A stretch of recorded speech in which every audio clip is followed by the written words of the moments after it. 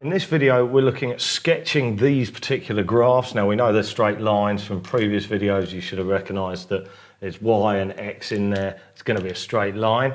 Okay, and when we sketch, we're not asked to do it really accurately, but we do have to make sure that everything sort of crosses, or we mark the particular places where the lines cross the X and Y axis. So if I look at this first one, we're looking at y equals mx plus c again, aren't we? So y equals mx plus c, where m is the gradient, all right, and c is the y-intercept. Now, I find when you're sketching that actually c is the most important bit. So I've got -6. I'm going to do this one in green. I'll put a little star by it. There we go, in green. And -6, I'm going to mark straight away. Now, I'm going to go, because it's 3x, I'm going to be going, every one I go along, I go up 3, every one along up 3. So it's actually going to cross here at 2. And now I've got my 2 points, I can just join them up like that, as long as it's a straight line. And there's my sketch. That's all I need, 2 points on there, straight line, sorted. Second one, however, is not quite so easy because I've got 2 y's, but there's another video showing that we're trying to get it in this form. And so all I've got to do is divide everything by 2. So divide that by 2, I get 5 over 2x plus 3. Now, again, my c I'm going to look at first. That goes at plus 3, so there's plus 3.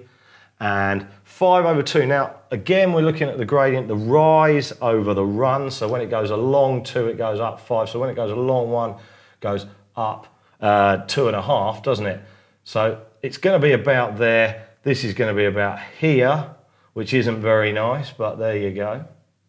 So we're going to be cutting about there at about, it's about minus, it's just beyond -1, isn't it? So -1 is there, and my line's just beyond it. Last one.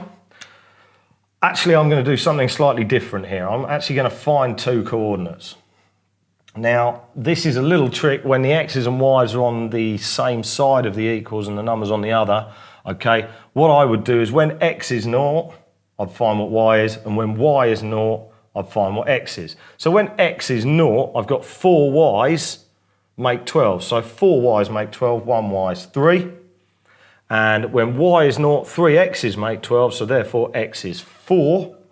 Okay, and I now have 2 points. I've got this point here, 3, and I've got this point here, 4, and I draw a straight line between them. And make sure I mark that as 4 there. That one's already 3, but I'll make sure it's there as well. So with these, make sure you use the plus c. That's the easiest one to look at, and then look at the gradient, the rise over the run. And with these here, it's worth just working out the 2 points. When x is 0, what's y? When y is 0, what's x? All right, join your 2 points up and you've got a line straight away.